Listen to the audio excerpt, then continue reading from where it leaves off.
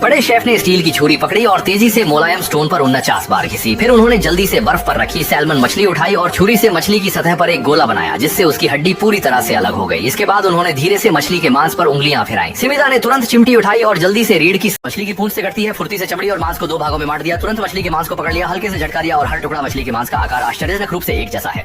ऐसा आफों की इतनी अद्भुत चाकू कौशल को देखकर वहाँ मौजूद भोजन प्रेमी तालियां बजाने से खुद को रोक नहीं पाए। अपनी ख्याति के लिए मशहूर छोटे खानपान दिव्य आफोंग ने चूनफंग के फूड स्ट्रीट में सादकी नामक एक रेस्तरां खोला। अपने खास 3 कप चिकन का स्वाद चखने के लिए न केवल हर दिन अविरल जारी रहने वाले ग्राहक लाइन में लगते हैं, बल्कि कई मीडिया भी इसकी रिपोर्ट करने की होड़ में रहते हैं। किसे पता था कि उसी दिन सातकी के सामने अचानक एक 3 सितारा मीस, जिसका मुख्य रसोइया और कोई नहीं बल्कि आफंग के साथ चाकू की कला में मुकाबला करने वाला सिमिदा है। देखते ही देखते उनका व्यंजन व्यापार एकदम घट गया। चूंकि दोनों की रसोई कौशल में कोई अंतर नहीं था, इसलिए उन्होंने मिलकर कुकिंग चैंपियनशिप में भाग लिया। निर्णय लिया कि स्वाद के शौकीन जज दोनों की कुकिंग स्किल्स का मूल्यांकन करेंगे। होस्ट के संकेत देते ही प्रतियोगिता आधिकारिक रूप से शुरू हो गई। देखा गया कि आफंग ने सहजता से एक बतख उठा ली, बोर्ड पर रखकर अपने गहरे बल का उपयोग करते हुए काका काका करके निर्बाध रूप से बतख की नसों और हड्डियों को तोड़ दिया। फिर एक छोटी चाकू बाहर निकालकर बतख के पेट में डाला, थोड़ा काटा और फिर एक झटके में खींचा। बतख की हड्डी तुरंत मांस अलग हुआ। आफंग की अद्भुत चाकू की कला देखकर स्थान पर उपस्थित दर्शक हैरान थे और फिर विभिन्न सामग्री बारी बारी से बतख के पेट में डाली गई। फिर 1 चम्मच गर्म सूप भी डाला गया, जिससे बतख का शरीर तुरंत भरकर समान आकार में आ गया। जब सारी सामग्री पक गई तब आफंग ने एक सुगंधित कमल के पत्ते से पूरी बतख को ढका, बांधकर बाहरी परत को मोटी मोटे नमक की परत से ढक दिया। इस समय दर्शकों को समझ नहीं आया कि क्या हो रहा है। तब तक आफंग अचानक गायब हो गए थे और जब वह फिर से प्रकट हुए तो उनके हाथ में एक और चीज थी,